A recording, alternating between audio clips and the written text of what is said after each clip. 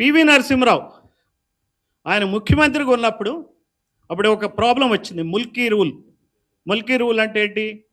లోకల్స్కే employment ఇవ్వాలి, ప్రాధాన్యత ఇవ్వాలి. అది సుప్రీంకోర్టులో కరెక్టే. తెలంగాణ వాళ్ళకి తెలంగాణలో ఉద్యోగాల్లో ప్రాధాన్యత ఇవ్వాలా, ఖచ్చితంగా లోకల్ రూల్ని ఫాలో అవ్వాలా అని చెప్పించారు. అది ఆయన యాజ్ ఏ చీఫ్ మినిస్టర్ ఆ జడ్జిమెంట్ని ఆయన వెల్కమ్ చేశాడు, ఆహ్వానించాడు.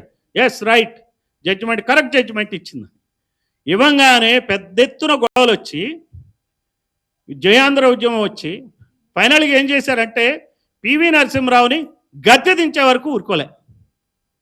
అంటే నేను ఇక్కడ ఏం చెప్తున్నానంటే ఒక సెన్సిటివ్గా ఒక ప్రాంతం తెలంగాణవాదం అనేటువంటి చాలా సీరియస్గా తీసుకుని దానికి ఆంధ్రావాదం అని వచ్చినప్పుడు ఒక చీఫ్ మినిస్టర్గా ఆయన నిలబడలేకపోయాడు, ఆయన రిజైన్ చేయాల్సి వచ్చింది. మరి మనకి ఇంత అన్యాయం జరుగుతుంటే మరి ఏం చేస్తున్నామండి? ఈ ముఖ్యమంత్రులు ఎందుకు పాలిస్తున్నారు? ఇంకా నేను ఇందాక చెప్పింది సుప్రీంకోర్టు జడ్జిమెంట్ ఆర్పిఎఫ్ కానిస్టేబుల్స్ రిక్రూట్మెంట్కి సంబంధించింది. మరి ఇంకా ఈ కేంద్ర ప్రభుత్వం ఇలానే సాగుతుంది అంటే భయం లేదు. బీసీల్లో మనకి అవగాహన కావాలి. నేను అందుకనే టీచర్స్గా ముఖ్యంగా ఈ సమస్యలను మీరు అధ్యయనం చేయండి.